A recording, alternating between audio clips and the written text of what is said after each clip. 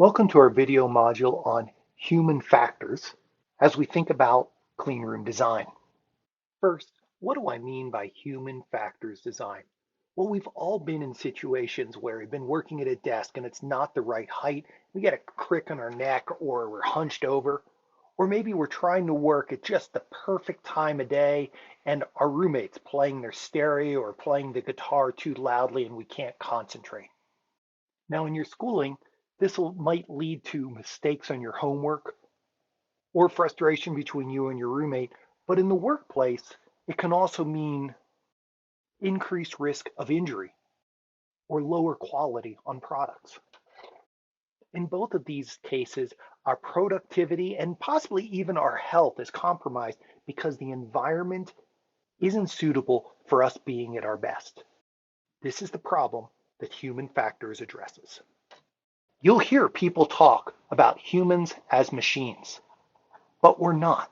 We don't work 24/7. We don't require simple oil to keep us going. However, there are ways in which we can think of humans as machines.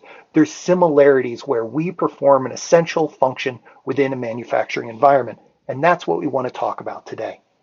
Now, in general, when we think of human factors, we're somewhat trying to balance two things. First is how can we help people be as productive as possible? And secondly, how can we do it in such a way that's sustainable or safe so that they can be engaged in the manufacturing environment in a way that's consistently effective?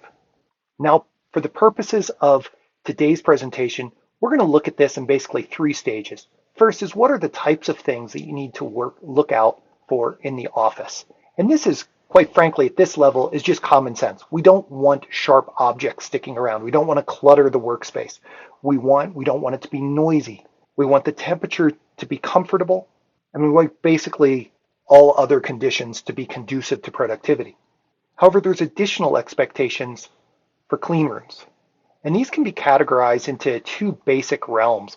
One is class 1000 and dirtier. We'll just do a plus. And the other is class 100 and cleaner, maybe do a minus. These are demands on the environment that are above and beyond the office. So what does it look like for all clean rooms? Well, for the class 1000 and dirtier, you'll need to wear a smock. Head covering, shoe covering, although you can leave some skin exposed, such as your face and your hands. So there's really minimum impact because of the clothing. It is slightly noisier because you have those fan filter units up above. But because there aren't a lot of them, it's usually not too problematic. You can have furniture, such as chairs, stools, etc. And in fact, the sketch that I have here has a stool as well as some shelving, which would be perfectly suitable for class 1000 and dirtier clean rooms. Next, just overall cleanliness. This might mean a clean workspace, space that's easy to clean. Many times we don't add lights. So one option is under cabinet lighting. So you can imagine right here, this workspace having a shelf, and on the bottom side of the shelf, there being lighting that provides some additional task light. And we try not to make the space too cluttered. Like this right here is a little bit close for a class 1000 clean room. In addition, there's further requirements for class 100 and cleaner. So in this situation, instead of a smock, you need a full gown.